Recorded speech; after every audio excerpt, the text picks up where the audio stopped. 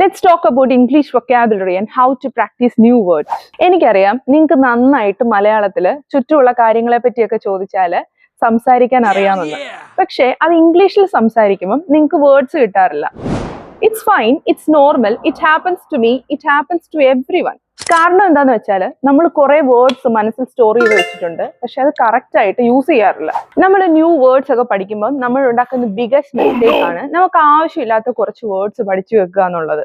For example, ഒരു article നിങ്ങൾ വായിച്ചു, ഒരു ആർട്ടിക്കിൾ വായിച്ചിട്ട് അതിനകത്ത് നിന്ന് ഒരു 15 to 20 വേർഡ്സ് എന്തെടുക്കും നിങ്ങൾ ബുക്കിനകത്തിൽ എഴുതി വെക്കും.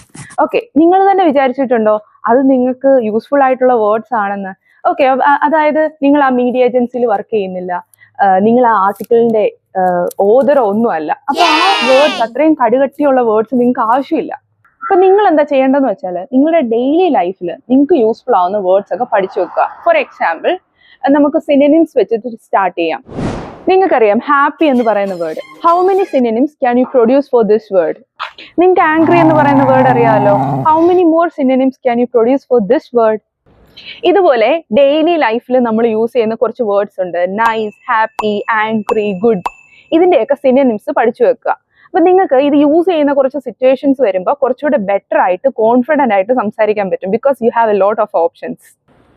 നമ്മൾ പറയില്ലേ, this is nice, that was nice, this cycle is nice. Nice എന്ന് പറയുന്ന വേർഡ്സിന് പകരം കുറച്ച് വേർഡ്സ് സിനോണിംസ് ഒക്കെ പഠിച്ചു വെക്കുക. If you want to expand your vocabulary, you should learn synonyms.